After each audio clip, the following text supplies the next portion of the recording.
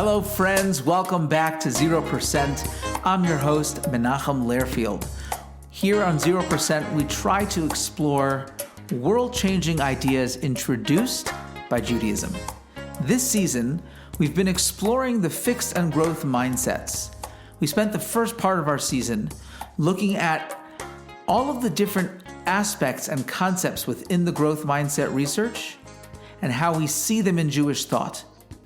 But then we took it one step further, because I think the reason why the growth mindset research has had such a phenomenal impact on the Jewish people and has allowed us and caused us to become so successful in so many areas is not just because of the ideas that we learn and we teach, but more importantly, the way we live our lives. In this way, it's not limited to something in a classroom, but rather it's a natural, organic, and holistic approach to life. We started talking about the different life cycle events, how as Jews we mark time, and how as we mark time in those specific special moments in our lives, we are, without even knowing it, reinforcing the growth mindset. Now I want to take it to the final step of this process, understanding not just the life cycle events among individual Jewish people, but perhaps more importantly, the way we mark our time in the Jewish calendar. As we'll see in just a moment, time is an extremely important component to the Jewish people, and it's specifically the way in which we mark time that makes it so fundamental and so important. As we go through the different holidays, it's important to have a basic framework of a Jewish holiday in general, and then we can get into the specifics of each holiday.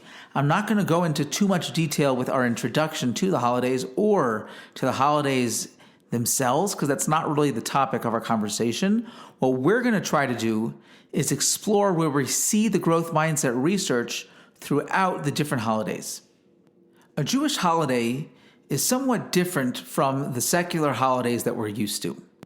Now, if we take Thanksgiving, for example, as a holiday, Thanksgiving is a commemoration. It remembers the fact that when the pilgrims came over to this new land and they were still so unsure about so many of the aspects of this new world, the Native Americans welcomed them in, and before we raped, pillaged, and killed them all and stole their land, we had this wonderful feast, and we remember that every year as we talk about and think about the early relationships between the Native Americans and the pilgrims. And we eat some of the foods that we think that they ate in those original feasts after their first harvest, and we have some traditions and customs that remind us of this time long ago.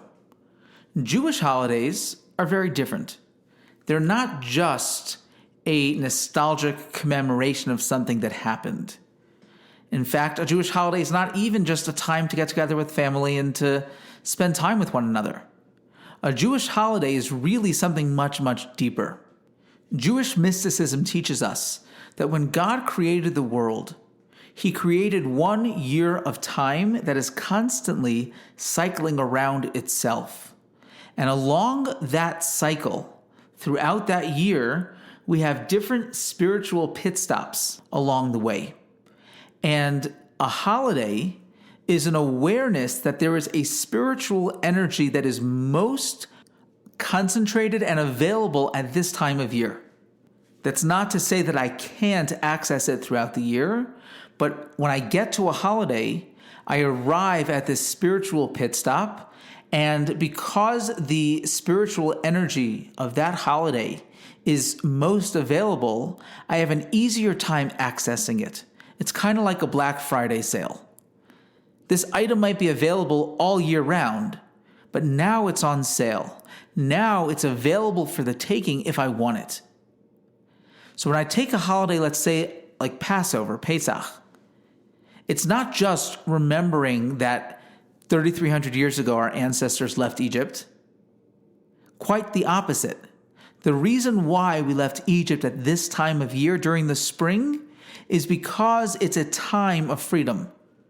So again, we don't mark it as a time of freedom because that's when we left Egypt. We left Egypt then because it's a time of freedom. We know it's a time of freedom because that's when the Exodus happened. but the time is causative of the reality, not the other way around. So when Pesach comes around and I'm sitting around my Seder table with my family, my friends, my community, I'm not simply remembering something that happened to our ancestors 3,000 years ago. I am being charged right here, right now, to become free. I'm being told that there is an element of freedom. There is a spiritual reality called freedom that is so potent right now.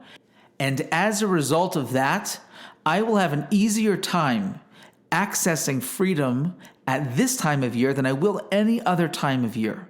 So now is a time, as Pesach comes around, for me to tap deep inside of the concept of freedom.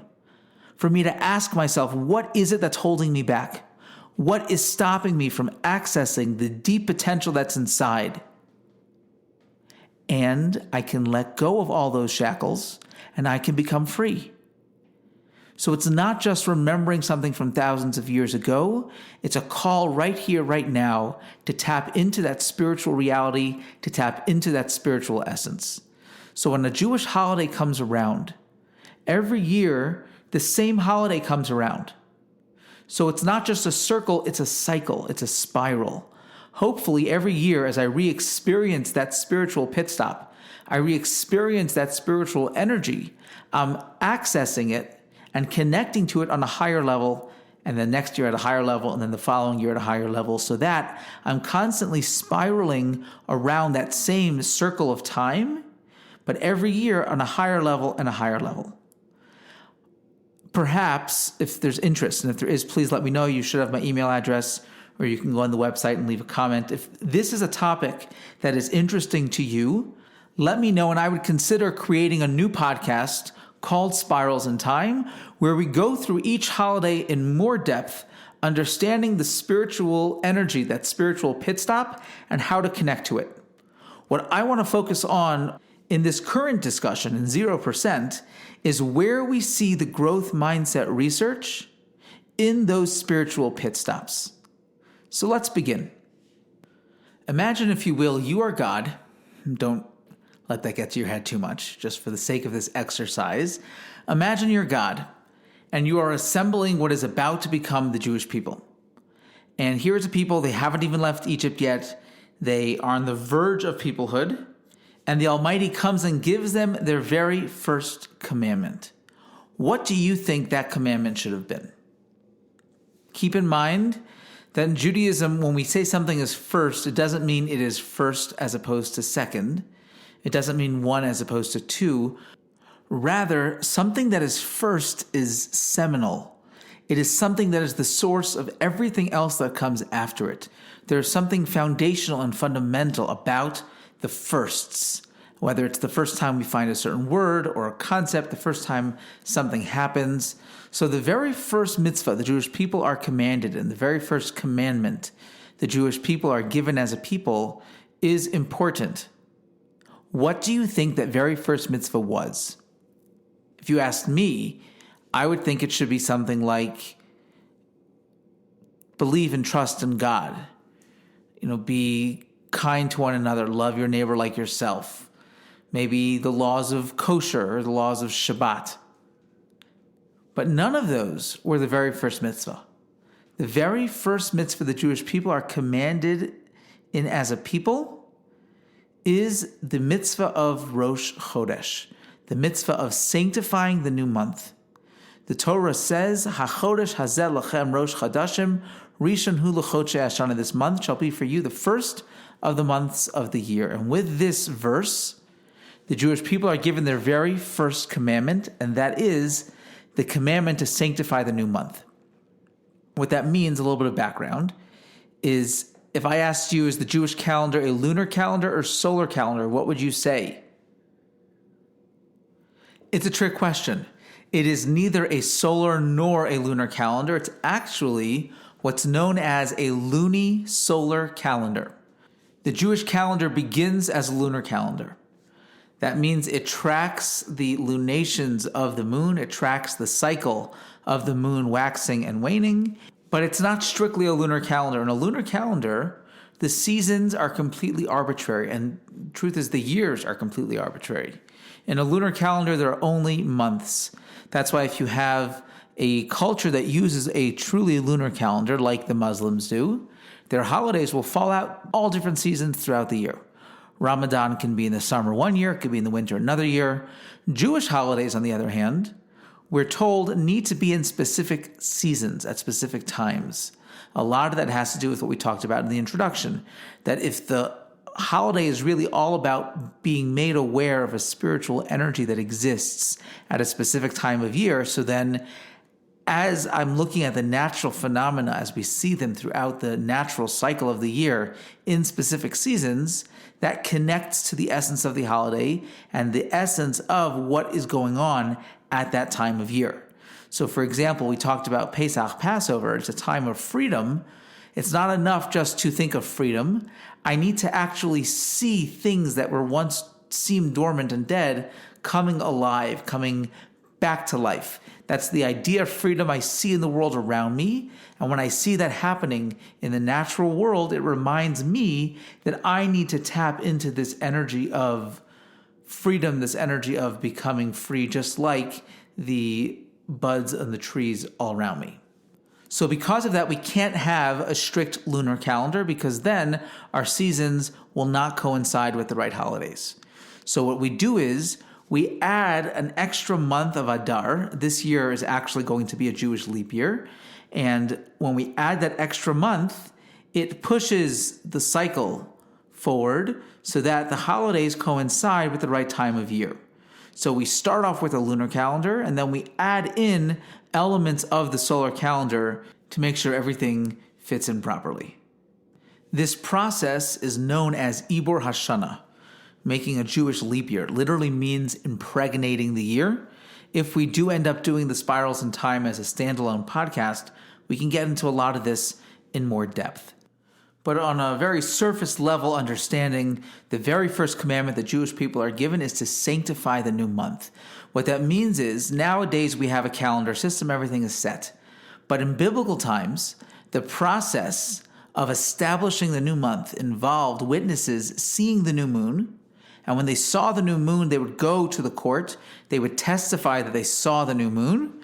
They would cross-examine the witnesses to make sure they were telling the truth based on the system that we now use for our calendar. So they kind of knew whether or not what the witnesses were saying made sense based on their calculation of the calendar.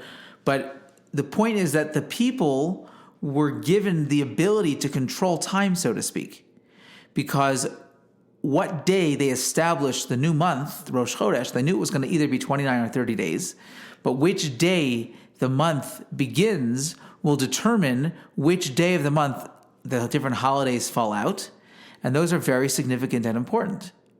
So essentially, the witnesses that were coming to the court and the court that was establishing the new month were responsible for controlling time to the extent that they had the ability to determine what day was going to be Yom Kippur or Sukkot or Pesach, Passover. They would determine which day the different holidays would come. And this was the very first mitzvah the Jewish people are given. And it's the very first holiday the Jewish people celebrate. And we celebrate this mini holiday every single month. Every single month at the beginning of the lunar cycle, the beginning of the lunar new month, we celebrate a holiday known as Rosh Chodesh. And that mini holiday is connected to this ancient ritual, this mitzvah of being Mekadesh the Chodesh, sanctifying the new month. Now, why was that so important? Why was sanctifying the new month such a crucial mitzvah that it is the very first mitzvah the Jewish people are ever given? This mitzvah of Kiddush HaChodesh, of sanctifying the new month, requires us to constantly look up at the sky and see the moon and learn from its cycles. Just as we said, when the spring comes and I see the blossoms all around me, it reminds me, hey, wait a second, the trees are going through this process of rebirth and renewal and rejuvenation. Have I gone through that process myself? The same is true with the new month. Every time I see the moon waxing and waning, it reminds me that I need to go through that process myself. As I see the new moon, I'm watching a celestial body renew itself, or at least from our perspective on earth, it seems to renew itself. And that reminds me, I need to go through that process of renewal as well. In episode 13, we talked about the idea that when God comes to Abraham to destroy the city of Sodom, and the two of them begin arguing, so to speak, Abraham says as his opening argument, Anochi Ofer ve'Efer, I am dust and ash. And we pointed out, Abraham wasn't being humble. He wasn't saying to God, although I'm but dust and ash, listen to me anyway. He was saying exactly the opposite. He was saying, Anochi Ofer ve'Efer, I am dust and ash. Dust, soil, is something that is life-giving. Ash is the byproduct of something that once was. Abraham says to the Almighty, the reason why you should listen to me is because every single day of my life, every moment, I take everything that I was up until this point and I ash it down into the bare elements, and I start the process of building myself up once again. That means I don't live today because I lived yesterday. I don't just go on autopilot, go with the flow. Every single moment, I'm constantly reassessing every aspect of my life. That is what Rosh Chodesh is all about. Rosh Chodesh is a constant reassessment of who I am and where I'm going. Rosh Chodesh and living with this mentality that our forefather Abraham imbued and bequeathed to us is all about living with the most fundamental growth mindset principle, and that is constantly reassessing, constantly being willing to change up our strategy. Just because this is what I've done my whole life doesn't mean this is what I need to do right now. If it's not working, I need to change things up. I need to change. I need to try something new. And only with that sense of newness can I accomplish something incredible. Certainly effort is important, and without putting in effort, we will never accomplish anything or fulfill our potential. But it's not the only thing. In order to succeed, we need to constantly be willing to try new strategies. We need to be willing to seek input from others. We need to be willing to look at what it is that we've tried and what we can try next. It's about living a life, being willing to reassess and try new strategies. It's about living a life with the awareness that every single moment of time, every moment I'm given is precious.